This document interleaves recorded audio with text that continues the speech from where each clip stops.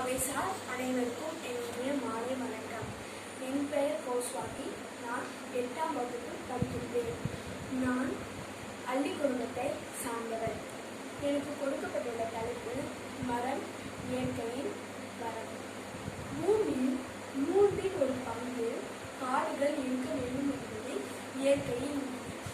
இவ்வாறு இருந்தால் நமக்கு கிடைக்கும் பயன் அதிகம். காடுகள் மழையை தருவதுடன் நிலச்சரிவை கட்டுப்படுத்துகிறது, மண் அரிப்பை கட்டுப்படுத்துகிறது. கரியமில வாயுவை நிர்ணயம் செய்யும் தன்மை மரங்களுக்கு உள்ளது. புவியின் தட்பவெப்ப தன்மையை நிர்ணயிக்கும் காரணிகளாக காடுகள் உள்ளன.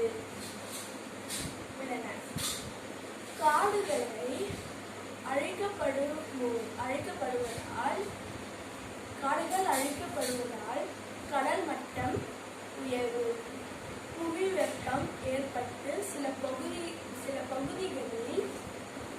பகுதிகளில் அதிக மழை, சில பகுதிகளில் வறட்சி உருவாகிறது.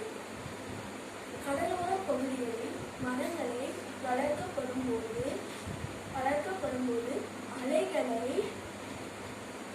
அலைகளை கட்டுப்படுத்தும் சக்தி மரங்களுக்கு உருவாகிறது.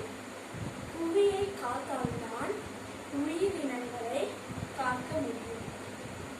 இந்தியாவில் 33% அளவுக்கு இருந்த காடுகள் குறைந்து தற்போது 22% காடுகள் மட்டுமே உள்ளது.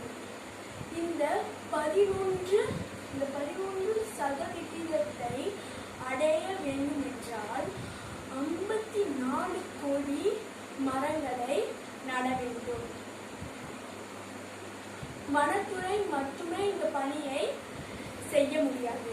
எனவே நாமும் ஆளுக்கொரு மரங்களை நட வேண்டும்.